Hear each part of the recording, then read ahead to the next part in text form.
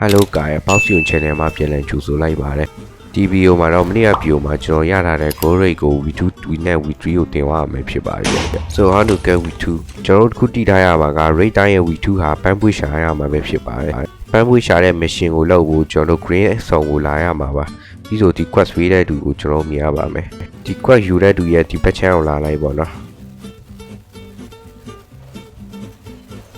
ဒီရှိရတစ်ပင်လေးပါဒီမှာဆိုတွေ့ကြမယ်လို့ထင်ပါတယ်။ရောက်ဒီမှာဆိုကျွန်တော်တို့ပန်းတုံးပွေးရှာမယ် quest ကို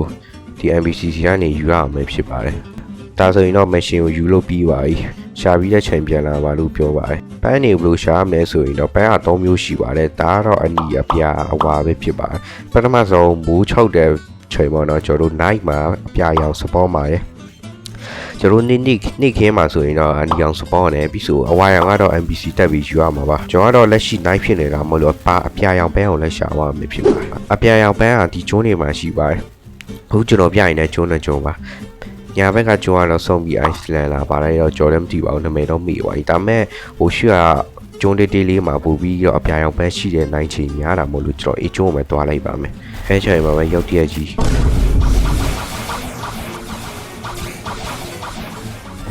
အဲ့လိုဟာကာရီယာတကယ်အာယုံတော့ကိုခေါင်းပါတယ်ခုချိန်မှာဆိုရင်တော့ကျွန်တော်သွားချင်နေတဲ့ကျိုးအောင်တော့ရောက်ရှိလာပါပြီကျိုးရတော့အားပေါက်သွားတယ်ဒီမှာပေါ့နော်ပြီးဆိုနောက်ထပ်ဆက်သွားရပါမယ်ဒါကတော့အပေါ်မှာပေါက်ရှာမှာပါဝီပြီးတာနဲ့ညာဘက်ကိုချိုးလိုက်ပေါ့နော်အိမ်မှာပုံမှုတ်ကြည့်လိုက်ပါမှာပေါက်ရှိပါတယ်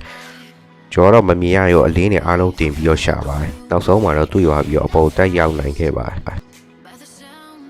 ကျွန်တော်မျှော်လင့်ထားတဲ့အတိုင်းပဲဒီမှာ blue flower ရှိနေခဲ့ပါတယ်โอเคကျွန်တော်ပြန်အောင်ပန်းရပါပါနောက်ထပ်ပြန်အောင်ပန်းနေ spawn တဲ့နေရာတွေကိုလိုက်ပြပါမယ်နောက်ထပ် spawn တဲ့နေရာတော့ခုနကကျွန်တော်ပြောတဲ့ဆုံးပြီး Iceland ဆိုလားပဲGuada Gravia Island ပေါ့နော်တမန်လေးကတော့ပြီးဆိုဒီညာကိုလာလိုက်အေး Island ကိုလာလိုက်ပြီးဆိုဒီတင်းချိုင်းတွေတွေ့လာမသိဘူးဒီတင်းချိုင်းတွေရဲ့ mystery ကိုလိုက်ကြည့်လိုက်ပေါ့နော်ဒီမှာကျွန်တော်တွေ့ပြီဒီမှာလည်းတစ်ခုရှိရဲ့ဗျကျွန်တော် blue flower ပေါ့နော်တိရင်ဟုတ်ကိုတကူထသွားမနေပါဘူးဒီ Iceland ပဲလာလိုက်တယ်ပြီးသွားပါပြီတော့ oh rest okayနောက်တစ်ခုရှိမဲ့နေရာတွေကတော့ဒီတစ်ပင်အောင်ပါပေါ့နော်ဒီတစ်ပင်အောင်ပဲရှိနိုင်ပါတယ်တစ်ပင်အောင်ဆိုတာအပေါ်ကတစ်ပင်တွေပြောရမဟုတ်ဘူးเนาะဒီအောက်ကတစ်ပင်တွေကိုပြောတာနောက်ထပ်တဲ့နေရာတော့ Kingdom of Road ရဲ့ညာဘက်မှာရှိရတဲ့ကျွန်းတေးလေးပါတိမယ်လို့ထင်ပါတယ်ကျွန်တော်တို့ဘယ်လိုပြောမလဲ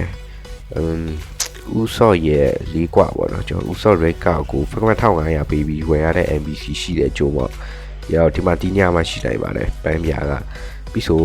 ဒီတစ်ပင်အနောက်မှာဒီတစ်ပင်မှာရှိနိုင်ပါဒီလက်နေရာမှာရှိနိုင်ပါတယ်ဒါတော့ကျွန်တော်တို့ဥဆော့ရဲ့လူကြီးကွာကိုဝယ်ရတဲ့ NPC ပေါ့နော်စလင်းရှော့ဆိုလာမယ်ဗျာနာမည်ကကျွန်တော်သွားလာရတာအဆင်မပြေလို့ live ကိုဆက်တဲ့ကောက်ထည့်လိုက်ပါ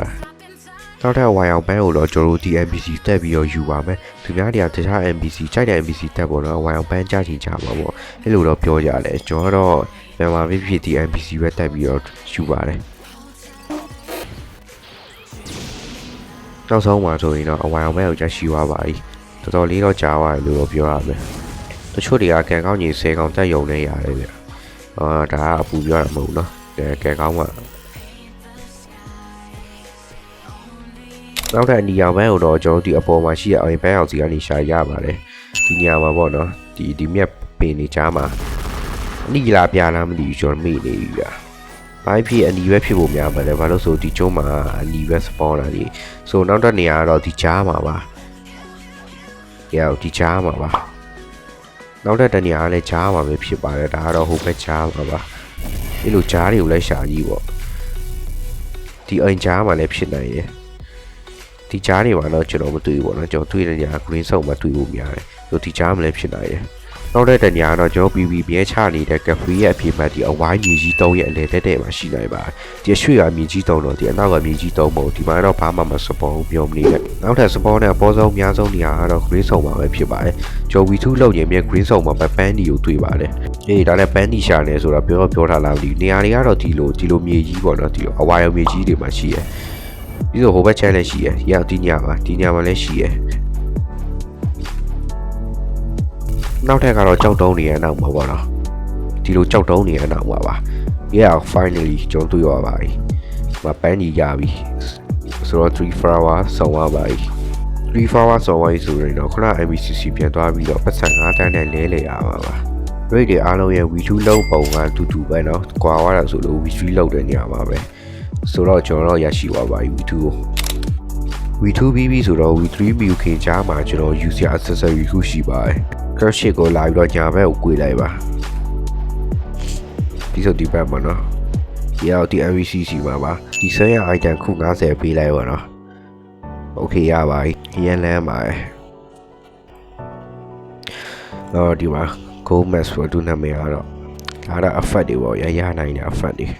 ကျွန်တော်အခု80ကျန်နေ20ထပ်ပေါင်းပြီးတော့ midnight play ဆိုတဲ့သားလေးကိုထပ်ဝယ်လို့ရတယ် so အခုချိန်မှာဆိုရင်တော့ go V3U ကိုချိန်ရောက်ပါပြီ V3U မဲ့ဆိုရင်တော့ဒီ diamond ball ပေါ့နော်ဒီ diamond ball ရဲ့ဒီအနောက်ဘက်ချမ်းရှိတဲ့ဒီအနောက်ဘက်ချမ်းကိုလာလိုက်ပါ secret ပေါ့နော်သူကတော့ secret နေရာလေးပေါ့ yes ဒီမှာတွေ့ပြီပြီးဆိုသူ့စီမှာတော့ဘယ်လဲတင်းရဲ့ rate နဲ့ကိုလူရဲ့ rate ရဲ့တက်ဆိုင်တဲ့ quest တွေကိုပေးပါလိမ့်မယ်ကျွန်တော်ရဲ့ goal rate ကတော့ကျွန်တော်တို့ player 9ယောက်တက်အောင်ပေါ့နော် player 9ယောက်ဆိုတဲ့ထဲမှာပေါင်တီရမယ် player တွေကိုလိုက်တက်အောင်ပါပေါင်တီမြတဲ့ player ဆိုရင်တော့အဆင်မပြေဘူးပေါ့နော်မရဘူးအဲ့ရင်ကိုကတယောက်တွေ့ခဲ့ပါတယ်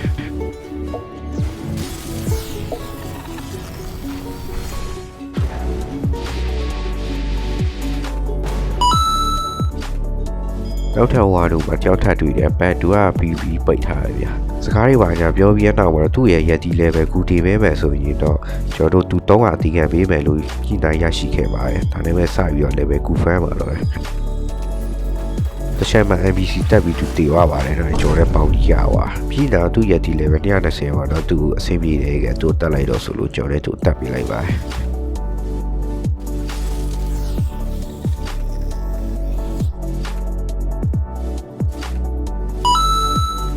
တောက်ထောင်းမြောက်မှာတော့ဘာဖြစ်မဲ့ဒီပေါင်ဒီမြခဲ့ပါဘူးအဲ့ဒါကိုကျွန်တော်ကရပြီလို့ထင်ခဲ့တယ်ပေါ့နော်ဒါကြောင့်တကောင်ပဲလူတယ်လို့ထင်ခဲ့လိုက်ပါတယ်ပြီးတော့သူ့ကိုအချိန်နိုင်ငယ်လောက်နည်းနည်းကူဖမ်းပေးလိုက်တည်ရပြီးတော့ bye bye လို့ဆိုပြီးတော့ထွက်ခဲ့လိုက်ပါတယ်ကက်ဖေကိုရောက်မယ်တေးပြန်လိုက်တာဟိုင်းအကိုရောက်လိုက်တာဒါပေမဲ့ကန်ကောင်းချီတော့ဟိုမှာ PV ခေါ်ဖို့တကောင်တော့ရှိတာ share ပဲပေါ့ PV ခေါ်ကြည့်လိုက်တာဆရာတော်ကတကယ်ဖွေလာခဲ့တယ်ဒါပေမဲ့ပဲဟိုကစာကြုံတာပေါ့အဲ့မှာပပနေညာနည်းနည်းဟိုရှောက်ရှောက်ဘာလို့နေရာလဲကြီးတော့တိတ်ဆင်မပြေဘူးကောက်ဆုံးမှာတော့ TVO ရဲ့ MC ဖြစ်တဲ့ကျွန်တော်ပဲအနိုင်ရရှိသွားပါတယ်တောက်ကြည့်9ရောက်ပြီးသွားပြီဆိုတဲ့အပတ်နဲ့ပြန်လာခဲ့လိုက်တာဟိုကပြန်ပြီးတော့ကဲထုတ်လာခဲ့လိုက်တယ် bro ကပြန်9ရောက်တက်အောင်ပဲ bro what the ဒါနဲ့လမ်းမှာဟာကဘေးတပွေနဲ့တွေ့တယ်ဘေးကတမရွက်စားမယ်ဆိုပြီးကျုံးမိလိုက်တယ်ကိုရီးယားမချေနဲ့လို့ PV ဖွေးပြန်သွားချာအချွဲမှာရုပ်ကြက်ကြီး